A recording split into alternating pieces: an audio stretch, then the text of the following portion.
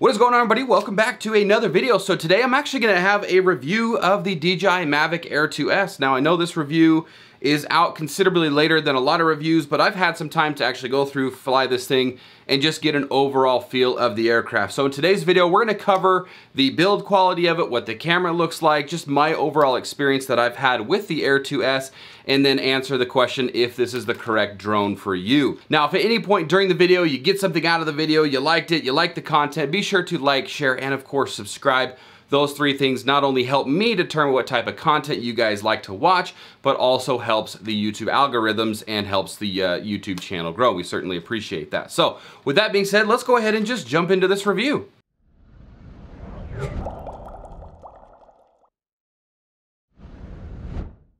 Now the first thing that I want to cover is just the overall ease of use. How easy is this thing is to fly. The Mavic Air 2S is a blast to fly, but it's also very easy to get up in the air. DJI's done a great job with the DJI Fly app, getting all the tutorials and all of the system checks in there, that even if you are like the most beginner pilot, you're gonna have an easy time getting this thing up in the air. These things essentially fly themselves at this point, and I even let my 9-year-old fly this thing without giving myself a heart attack. The quality of this thing is exactly what we would expect from a DJI product. This thing is a stable flyer. This thing is built really well. The hinges on it are nice. The plastic shell body is really nice and durable. I've smacked this thing on a few different things and overall have like minimal scuffs and stuff on it. Now I've had a blast with a lot of the new features that we see on the Mavic Air 2S. The 5.4K shooting is nice and crisp. There's a minimal noise in the shadows, which has been awesome. The 10-bit coloring has been really fun to work with to get those really nice smooth colors. The OcuSync 3.0, I don't necessarily really test my drones to their maximum limit, but even with the OcuSync 2.0, I was able to fly like the Air 2 and even the Mini 2 a couple miles, and it was just fine. And the OcuSync 3 just adds to that. You have a much better reliability and signal to the drone, therefore making it easier and safer to fly.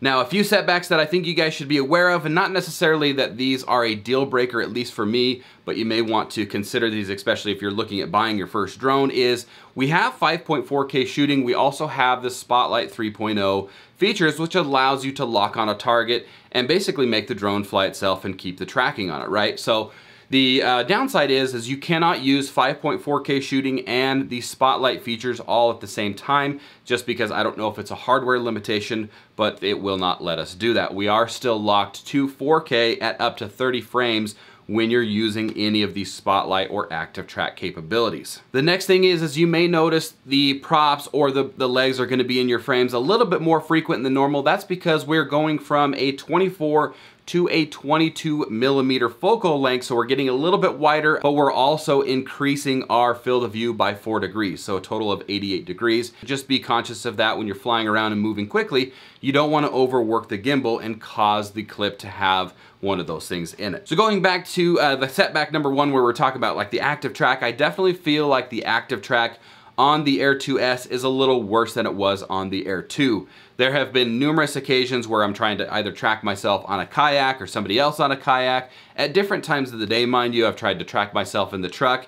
And overall, it just definitely seemed like it had a hard time maintaining a smooth lock on the target. When I was out on the river or out on the lake, it was definitely like kind of like moving around really rapidly and like moving in and out really rapidly, as almost as if it couldn't determine where it needed to be in relation to where I was. So just keep that in mind. If you're going to be using this heavily with the active track, that is something to definitely consider.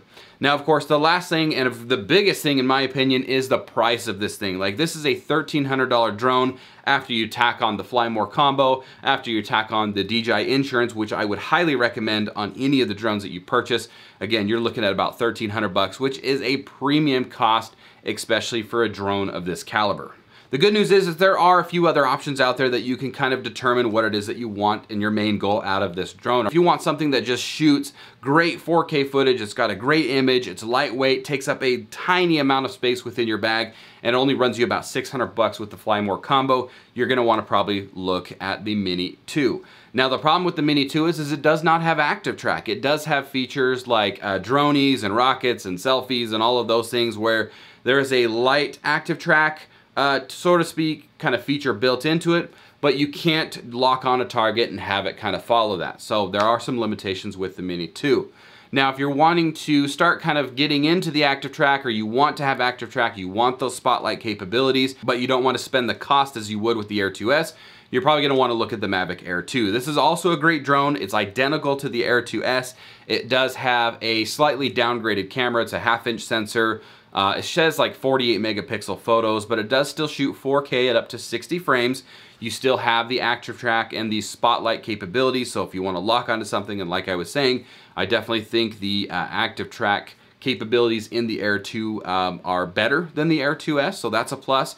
You will, however, notice a little bit more noise in the shadows with the Air 2s. And then, of course, if you are wanting to push that professional boundary, the Air 2S is going to be your guy. Just be aware of the setbacks that we mentioned a little bit earlier. However, again, the Air 2S is a fantastic drone. The image on it is beautiful, 5.4K shooting. Again, we now have the 10-bit color support. And then, of course, you can play around with the D-Log and the HLG and all of the raw shooting formats, same with the photo modes. But if you are wanting to push that more professional boundary, you are gonna want to probably look at the Air 2S, or even as late as this review is, you may even want to consider waiting, because there are rumors, and it's all speculation, I don't have any other info, but there may be a Mavic 3 or something that DJI is calling it on the horizon that's really going to start pushing those boundaries as well. So you may also want to consider for the, I'm going to call it the Mavic 3, but it might be something different. However, Air 2S is still a great option if you're looking at something right now. The $1,300 is kind of like what you're looking for. The features are what you're looking for.